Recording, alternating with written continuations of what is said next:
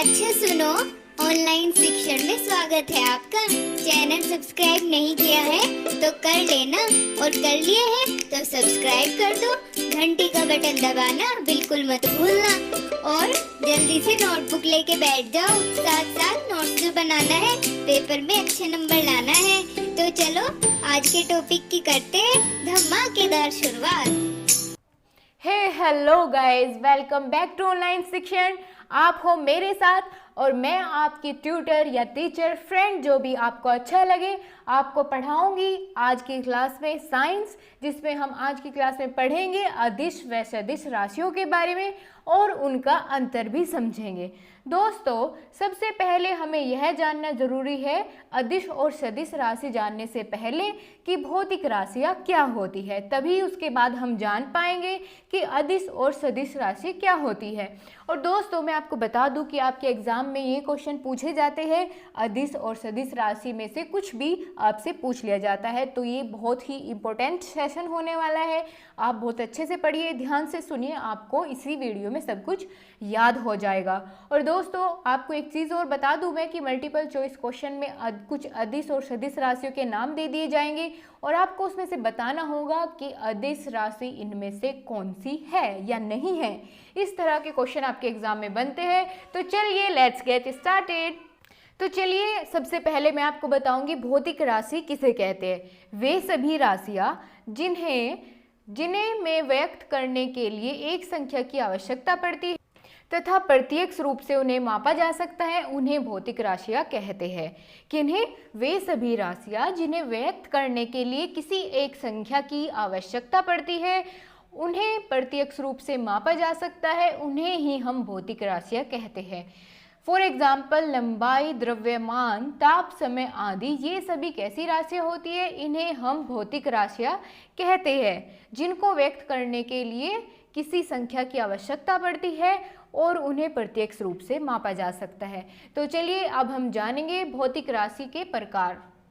तो भौतिक राशियाँ दो प्रकार की होती है, पहली अदिश राशि और दूसरी सदिश राशि, जो कि हमारा टॉपिक है, इसे ही हम आज पढ़ने वाले हैं। इसलिए आपको बताना ज़रूरी था कि भौतिक राशि किसे कहते हैं। अब हमने इसके प्रकार बताने हैं कि अदिश राशि क्या होता है एंड देन सदिश राशि। सो फ्रेंड्स, इनका डिफरेंस डिस्कस करने से पहले हम इनको एक एक करके अलग अलग करके अच्छे से समझ लेते हैं, उसके बाद हम इन दोनों को डिफ्रेंशिएट करेंगे। ओके, सबसे पहले हम जानेंगे अदिश राशि क्या होता है।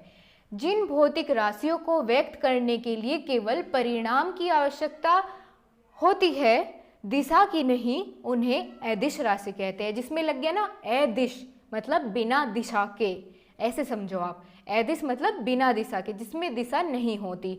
इनमें केवल परिणाम की आवश्यकता होती है, दिशा की आवश्यकता नहीं होती, उन्हें ही हम अदिश राशियाँ कहते हैं।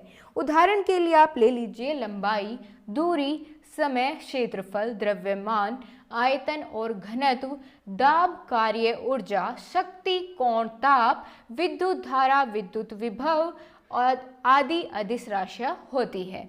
ठीक है दोस्तों, किसी भी अदिश राशि को एक संख्या या एक मात्रक के द्वारा व्यक्त करते हैं। फॉर एग्जाम्पल, इसको और क्लियर वे में समझिए आप। जैसे घर से हॉस्पिटल की दूरी 5 किलोमीटर है, हमारे घर से हॉस्पिटल की दूरी 5 किलोमीटर है, अथवा एक बच्चे का भार 15 किलोग्राम है। इन वाक्यों में राशि के विषय में पूर्ण बात बता दी गई है, यह है अदिश राशि। ठीक है, जैसे हमने किलोग्राम बताया, इसमें किसी दिशा की तो ज़रूरत नहीं है ना, सिर्फ परिमाण की ज़रूरत है। और अगर हमने बताया कि हमारा घर हॉस्पिटल से 5 किलोमीटर दूर है, इसमें कोई दिशा की ज़रूरत नहीं पड़ी, हमने सिर्फ एक परिमाण बताया कि 5 किलोमीटर दूर है। ओके फ्रेंड्स, तो इस तरह से हमने समझा अदिश राशि को। अब चलिए और जानते हैं सदिश राशि के बारे में। सदिश राशि हम उन राशियों को कहते हैं जिन भौतिक राशियों को व्यक्त करने के लिए परिणाम एवं दिशा दोनों की आवश्यकता पड़ती है। अदिश राशि में क्या होता था, सिर्फ परिणाम की आवश्यकता पड़ती थी, दिशा की नहीं, लेकिन इसमें परिणाम के साथ साथ दिशा की भी आवश्यकता होती है, उन्हें ही हम सदिश राशि कहते हैं। फॉर एग्जाम्पल, विस्थापन, वेग, त्वरण, बल, संवेग, आघूर्ण, आवेग, भार, विद्युत क्षेत्र आदि सदिश राशियाँ होती है, जिनमें दिशा के साथ साथ परिणाम भी होता है। उन्हें हम सदिश राशियाँ कहते हैं। इंग्लिश में हम इसको वेक्टर क्वांटिटीज बोलते हैं। ओके फ्रेंड्स, अब इसको एक उदाहरण की तरह से हम समझेंगे। यदि हम अपने मित्र को यह कहें कि दरवाजे को बंद करने के लिए आपको उसे 20 न्यूटन का बल लगाना पड़ेगा, तो वह वाक्य अपूर्ण है। यदि हम उसे कहें कि दरवाजे को बंद करने के लिए 20 न्यूटन का बल अंदर की ओर लगाना पड़ेगा, तो यह वाक्य पूर्ण होगा। उसमें हमने क्या बताई, दिशा भी बताई और परिणाम भी बताया। तो अब आपको बिल्कुल क्लियर हो गया होगा कि किस तरह से इसमें दिशा की ज़रूरत पड़ी और किस तरह से परिणाम के साथ साथ दिशा दोनों को मिलकर हम सदिश राशि या वेक्टर क्वांटिटी के नाम से जानते हैं। ओके फ्रेंड्स, आपको बिल्कुल क्लियर है। अब चलिए और देखते हैं इन दोनों के बीच में डिफरेंस। पहला पॉइंट देखते हैं स्केलर क्वांटिटीज यानी अदिश राशि का, कि अदिश राशियों में केवल परिणाम होता है। जैसा कि अभी हमने ऊपर पढ़ा है, क्या पढ़ा है, अदिश राशियों में केवल परिणाम होता है। अब देखिए दूसरी तरफ सदिश राशि की तरफ, वेक्टर क्वांटिटीज में, कि सदिश राशियों में दिशा और परिणाम दोनों की जरूरत पड़ती है। तो पहला पॉइंट आपको बिल्कुल क्लियर हो गया। अब दूसरा डिफरेंस देखते हैं कि अदिश राशियों को गणित के साधारण नियम द्वारा जोड़ा या घटाया जा सकता है। ओके, और सदिश राशियों को गणित के साधारण नियम द्वारा जोड़ा या घटाया नहीं जा सकता। ये इसका दूसरा डिफरेंस है। क्या है कि अदिश राशि में साधारण गणित के नियम के द्वारा हम उसको जोड़ घटा सकते हैं, लेकिन सदिश राशि में इसके जैसा नहीं है। उसमें साधारण नियम के द्वारा हम उसको जोड़ या घटा नहीं सकते हैं। तीसरा और आखिरी डिफरेंस ये है कि अदिश राशि को साधारण अक्षरों द्वारा व्यक्त किया जाता है, लेकिन सदिश राशियों को उनके ऊपर तीर लगाकर व्यक्त किया जाता है। तीर क्यों लगाते हैं? क्योंकि वो दिशा को बताता है। ठीक है दोस्तों, अब आपको बिल्कुल क्लियर हो गया होगा क्या पढ़ा हमने आज की वीडियो में। भौतिक राशियाँ क्या होती है, उनको दो हिस्सों में डिवाइड किया गया है, अदिश राशि और सदिश राशि, जिन्हें हम इंग्लिश में स्केलर और वेक्टर क्वांटिटी के नाम से जानते हैं। उन दोनों के बीच क्या अंतर है, आप अंतर याद कर लीजिए तो आपको पूरी डेफिनेशन वगैरह सब चीज़ याद हो जाएगी। और दो चार एग्जाम्पल दोनों के याद कर लीजिए तो इतना काफ़ी होगा।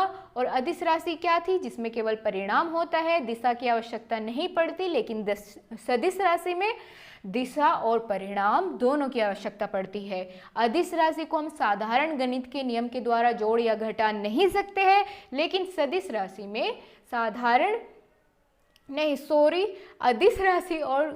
अदिश राशि में क्या कर सकते हैं, हम गणित के साधारण नियम के द्वारा जोड़ घटा सकते हैं, और सदिश राशि में हम ऐसा नहीं कर सकते।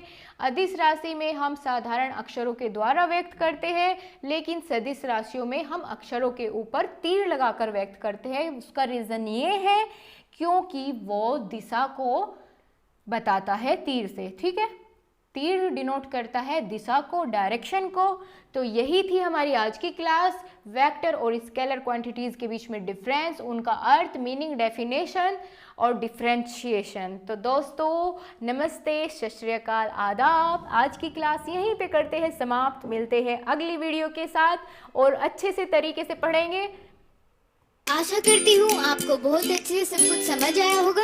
दोस्तों अगर कोई भी पॉइंट आपको नहीं समझ आया है तो कमेंट बॉक्स में ज़रूर लिख भेजिए, और अगर आपके कोई भी सुझाव है तो हमारे साथ ज़रूर शेयर करिएगा। और हमारे टेलीग्राम का ग्रुप नीचे डिस्क्रिप्शन में मिलेगा, आप उसको ज्वाइन कर लेना। और फिर अगर आपकी कोई क्वेरी रहती है मैं आपको अगली वीडियो में उसे ज़रूर एक्सप्लेन करूँगी। थैंक यू, अपना ध्यान रखिए, खुश रहिए।